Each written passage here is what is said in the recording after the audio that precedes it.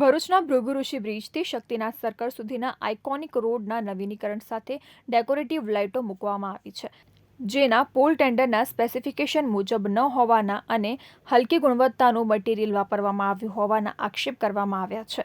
સાથે જ ward number 6માં ઊભા કરવામાં આવેલ હાઈ માસ્ટના પોલ 12 મીટરના બદલે 10 મીટરના હોવાનું જણાવી ભ્રષ્ટાચાર આચરવામાં આવ્યો હોવાનો આક્ષેપ વિપક્ષ કોંગ્રેસના નેતા શમશાદ અલી સૈયદ અને તેમના સહયોગી પાલિકા સભ્યો સલીમ અમદાવાદી તેમજ હેમેન્દ્ર કોઠીવાલા સાથે કરી તપાસની માંગ કરવામાં આવી છે. આ મુદ્દો સામાન્ય સભામાં ઉઠાવવા અને રિજિયોનલ કમિશનર સમક્ષ પણ લઈ જવાની ચીમકી કોંગ્રેસ દ્વારા ઉચ્ચારવામાં આવી છે. ભરૂચ નગરપાલિકા દ્વારા જે 12 મીટરના હાઈ માસ્ક પાસ કરવામાં આવ્યા હતા, સ્પેસિફિકેશનના અંદર 12 મીટરના હાઈ માસ્ક દર્શાવવામાં આવ્યા હતા, એની જગ્યાએ 10 જ મીટરના હાઈ માસ્ક નાખેલા હતા. નગરપાલિકાના લાગતા વળગતા અધિકારી સાથે અહીંયા આવીને મેં ટેલિફોનિક વાત કરી.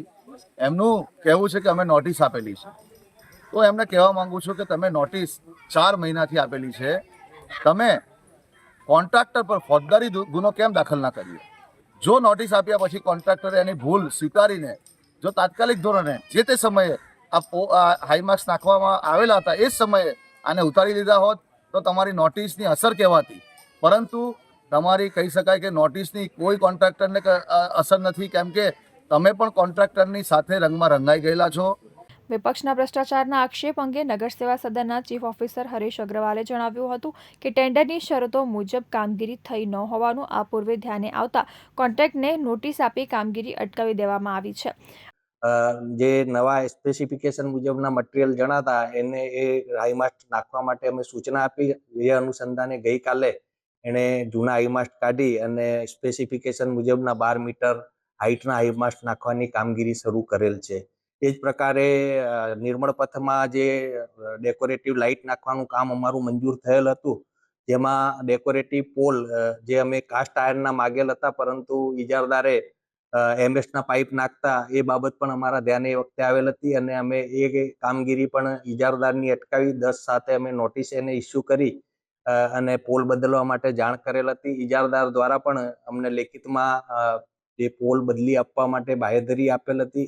આ હાઈમાસ્ટનું અને પોલનું અત્યાર સુધી નગરપાલિકા દ્વારા કોઈ પેમેન્ટ કરવામાં આવેલ નથી અને નગરપાલિકાની સૂચના મુજબ અને સ્પેસિફિકેશન મુજબની કામગીરી હાઈમાસ્ટની અત્યારે ચાલુ કરવામાં આવેલ છે અને નિર્મળ પથ ઉપરના જે ડેકોરેટિવ પોલ છે એ એમએસની જગ્યાએ કાસ્ટ આયર્નના બદલવા માટે ઇજારદારને એને ઓર્ડર પણ આપી દીધેલ છે અને લગભગ 20 કે 25 દિવસની અંદર કાસ્ટ આયર્નના એ પોલ ત્યાં નાખી દેવામાં આવશે. આ તરફ નગર સેવા સદનના પ્રમુખ વિભૂતિબા યાદવે આઇકોનિક રોડના પોલ તેમજ વોર્ડ નંબર 6ના હાઈ માસ્ટના કામમાં કોન્ટ્રાક્ટની ગેરરીતિ ધ્યાન પર આવતા વિપક્ષની રજૂઆત પૂર્વે જ 10 જુલાઈના રોજ નોટિસ આપી કામ બંધ કરાવી નવેસરથી સ્પેસિફિકેશન મુજબ કામ કરવા જણાવી દેવામાં આવ્યું છે. તેથી વિપક્ષના આક્ષેપ બાદ કાર્યવાહી કરવામાં આવી હોવાની વાત ખોટી હોવાનું જણાવ્યું હતું.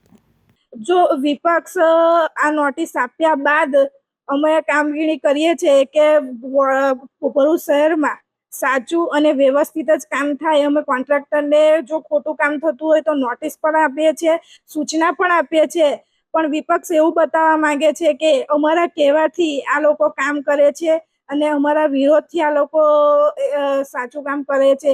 એટલે એ ખોટું છે. જ્યાં જ્યાં અમને ભૂલ દેખાય છે ત્યાં ત્યાં અમે કોન્ટ્રાક્ટરને નોટિસ આપીએ જ છે અને સૂચના પણ આપીએ છીએ, જેથી કરીને ભરૂચમાં કોઈ પ્રકારનું ખોટું કામ થતું નથી. અને એ ગોબાચારીને જે ભ્રષ્ટાચારનો આરોપ અમારી પર લગાવે છે એ તદ્દન ખોટો છે. અમારા પદાધિકારી અને અધિકારી એ નગરપાલિકાના બધાય એક સાથે મળીને અમે યોગ્ય રીતે કામ કરીએ છીએ અને સારું કામ દેખાય એ રીતનો અમારો પૂરેપૂરો પ્રયત્ન હોય છે.